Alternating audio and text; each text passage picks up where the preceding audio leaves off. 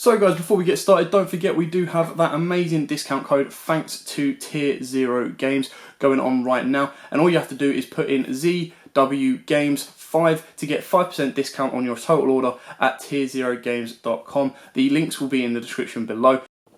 What's up YouTube, Darryl here from Z4 Games, bringing you my updated Traptrix deck profile. Now, I actually took this deck to my locals this weekend. I've made some changes for the brand new Traptrix Genelicia that we get in Double Overload, and I'll explain what I took out in place of it just in a second. Before we get started, please smash that like button. All of the support that you guys provide us as a channel, we are much appreciated, and especially keeps us going to do more videos like this for profiles, combos, or duel videos, as well as other Yu-Gi-Oh news videos as well.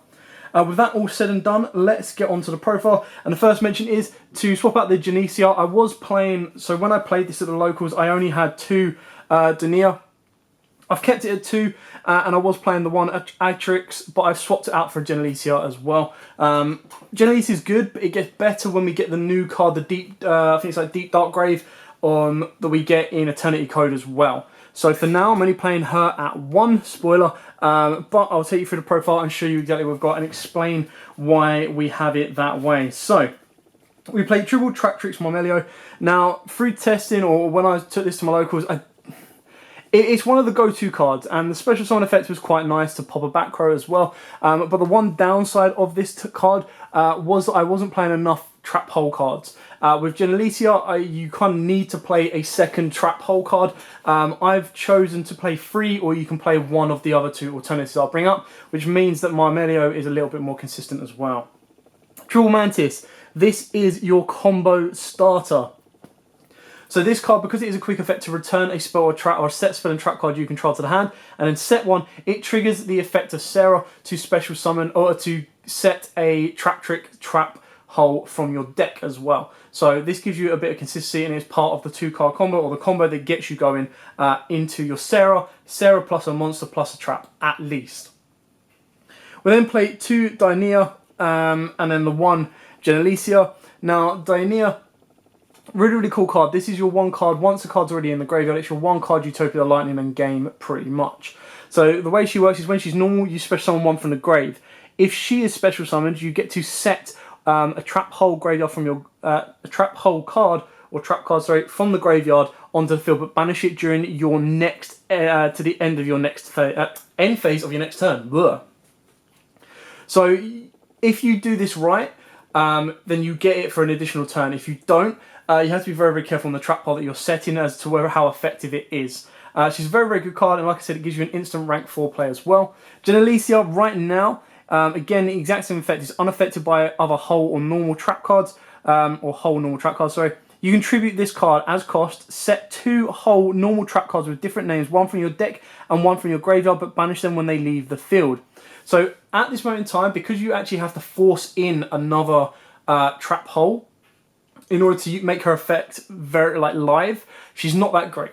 But when we get the Deep Dark trap hole that we get in Eternity Code, she becomes so much better, because then you've got 2 trap cards, Floodgate and that one, that you really want to see. So her effect becomes a lot more live. It does mean that it needs a turn setup as well. You can search her whenever you desperately want her. It does give you a bit of recurrence, but for now, 1 is more than enough in my opinion.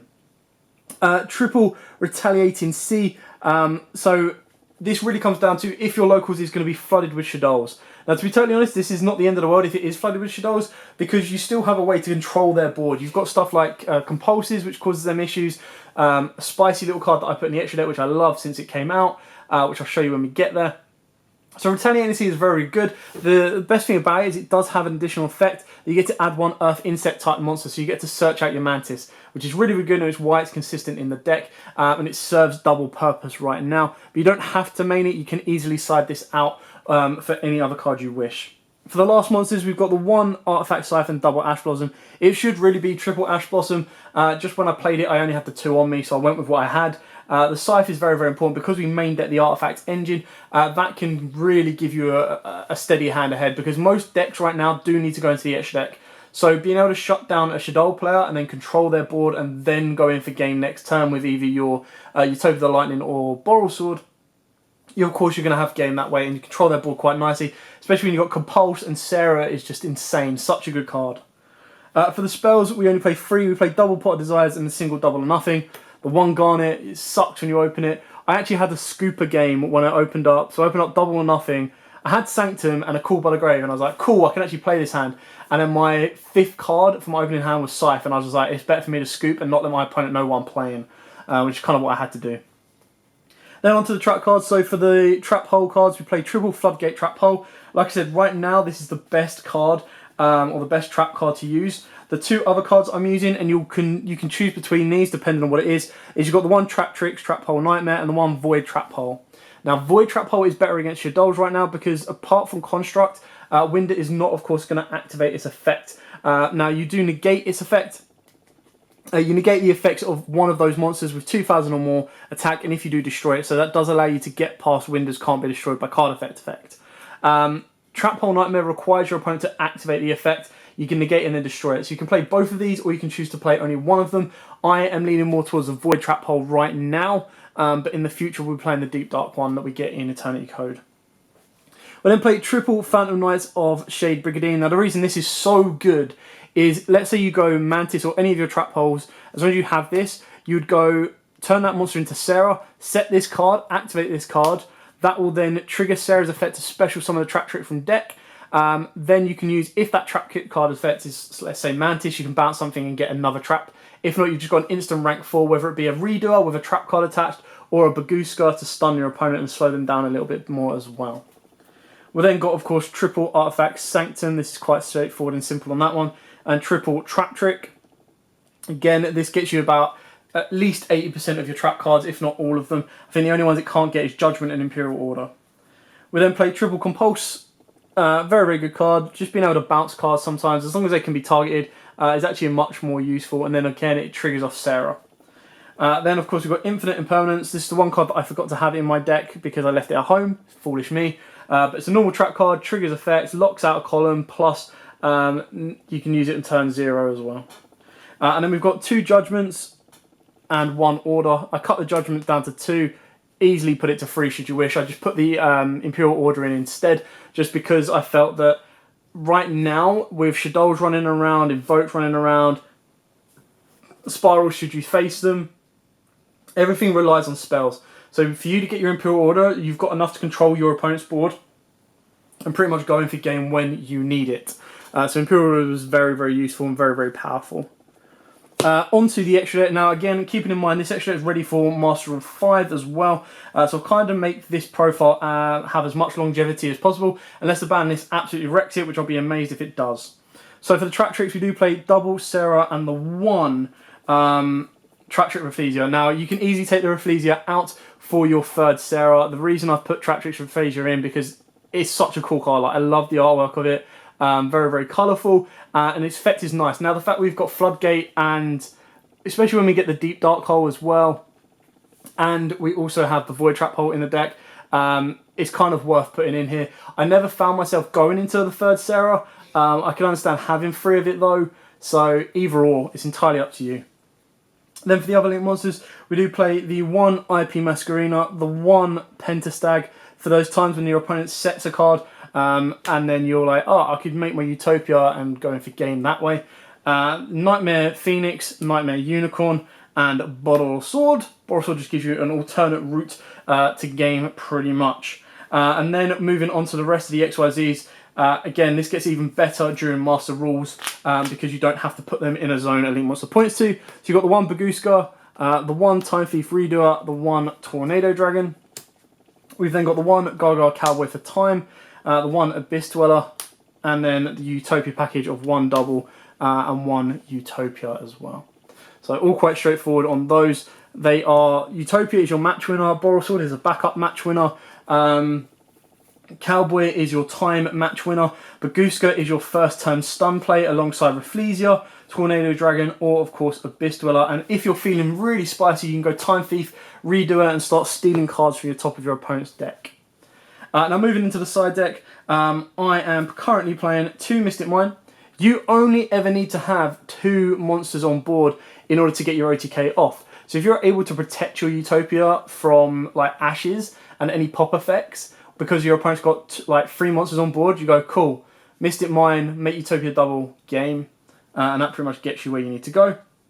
Triple evenly matched, in case you go second, you want to clear off your opponent's board as consistently and easy as possible, and that is why you obviously play triple Lightning Storm as well. Then of course we play triple D Barrier, or I played triple D Barrier today, purely because I was expecting a lot of Shaddolls. You don't have to play this at all, you can take it out. I was expecting a lot of Shaddolls. This can be any kind of side deck card you want, like DD Crows, it can be Veilers, it can be Ogres, it can be absolutely anything. It can be more normal traps if you want to. What it could be is it could also be the 3rd Nibiru and the 3rd Storming Mirror Force. Now, Storming Mirror Force, I've loved it since the day it came out. Such a cool card.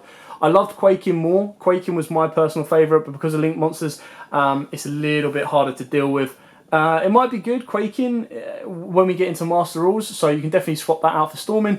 But one thing I missed having at my locals when I did play this deck was the Storming Mirror Force. I was like, I need a Mirror Force, because there were so many times my opponent was attacking, I was like, okay, cool.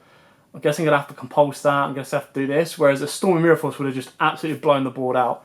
Especially against Dolls, because it all goes back to the hand, they can't recycle the materials in the graveyard, and it just makes them go, ugh, crap, cool, alright, pass. And then you start controlling the board pace back again from there on out. And that is it. Very straightforward and simple. Like I said, this is a mix of the deck that I took to my locals this weekend and got mid-table. So I think I got like 8th out of 16, which wasn't great. But there was a couple of times I misplayed as well. On top of that, it also involves the brand new card Traptrix Jalecia, which gets better. Like I said, it gets so much better once we get the new trap card in Eternity Code. So don't worry too much about that. Definitely hold out on that if I were you. It's such a good card. And I can't wait to pretty much get Traptrix. The new XYZ is pretty sick as well. So definitely keep your eyes out on those. However, for now, I hope you like this. Please smash that like button. Like I said, every like is a massive support towards ourselves. And it keeps us going, especially with this upcoming week, where we have so much content to bring you because of Duel Overload. You know, we want to be able to get you as much as we possibly can out. And show you everything we've got. So any specific requests, please put them in the comments below, and we'll be more than happy to look at them. Please keep in mind that we'll be prioritising ones that are for the new Duel Overload cards, and then we'll get around to the other ones as well. But for now, thanks for watching. Don't forget to like, comment, subscribe, share, and as always, guys, happy dueling.